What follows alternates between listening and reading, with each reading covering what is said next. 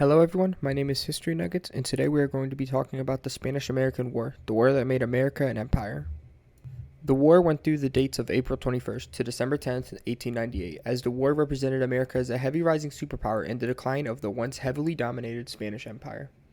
The upbringing of the war could go back to the Cuban struggles for independence, this being shown in the 10 Years' War in 1868, at which the Spanish would beat the Cubans.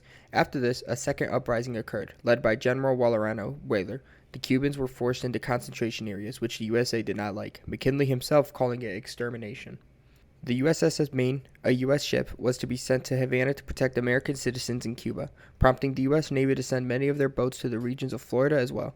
On February 15, 1898, the Maine would sink in Havana Harbor due to a massive explosion, prompting 260 Americans to be killed in the explosion.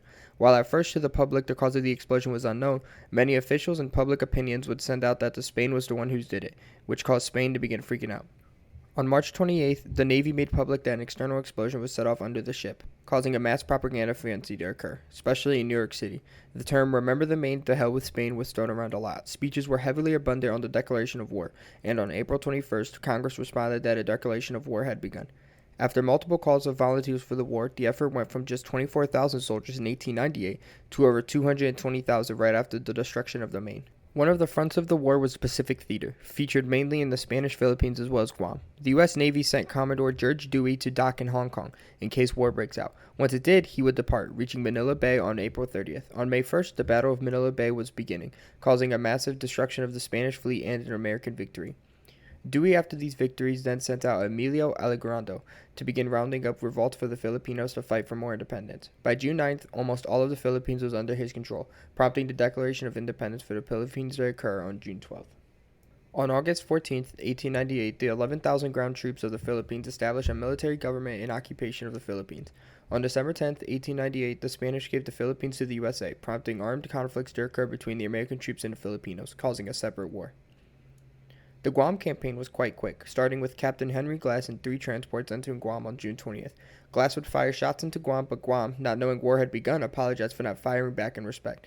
The U.S. promptly entered Guam and informed them about the war, and the U.S. sent the 54 soldiers from Guam to the Philippines as prisoners of war. The Caribbean theater began with Teddy Roosevelt advocating heavily for the intervention in Cuba, and a volunteer cavalry was formed under Leonard Wood and future President Teddy Roosevelt, being known as the Rough Riders. These forces would be heavily aided by Cuban nationals who wished for an easy independent victory. The first American landings occurred on June 10th in Guantanamo Bay. An American base would be formed in Siboney through another land invasion as well. The Battle of Los Guames would concur on June 24th. The Spanish led by Ontario Rubin and the Americans by Joseph Wheeler. The battle would end indecisively. On July 1st, a combined force of 15,000 American troops, as well as Roosevelt's Rough Riders, would ambush and fight at the Battle of El Caney and Battle of San Juan Hill, where over 200 U.S. soldiers would be killed. After these battles, the American advance would halt, mainly thanks to a successful defense of Fort Canosa by the Spaniards. On June 29, 1898, the Battle of Tayacoba began, with the Americans and Cubans attempting to land on the beach but were repelled. The next day, a second attempt occurred and was successful with the help of the USS Pereira and the USS Helena. After this, the U.S. was able to link up with Cuban General Gomez, locking in the Cuban theater as a victory. The Puerto Rican front saw an American offensive begin on May 12, 1898, where a squadron of 12 American ships attacked San Juan and issued a blockade in San Juan Bay. This prompted a 13,000 land invasion into the island, causing the Battle of Yaku.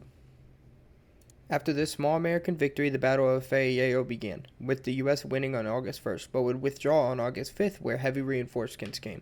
The Americans saw even more struggle in the Battle of Guaymas, but the Battle of San German saw an American victory. The Spanish after this would relinquish its sovereignty over Puerto Rico. Spain, after these defeats, would sue for peace. The halts would begin on August 12, 1898, and after 2 months of negotiating, the Treaty of Paris would take place on December 10th. The U.S. would gain Spain's colonies of the Philippines, Guam, and Puerto Rico, as well as to allow Cuba to become a U.S. protectorate. All in all, the Spanish-American War, while not having too many major battles, was extremely important, especially in the USA. The USA, being on a major international scale now, began getting involved heavily in world politics. They would also have joined the Empire Club, alongside great nations like Great Britain, France, and Germany.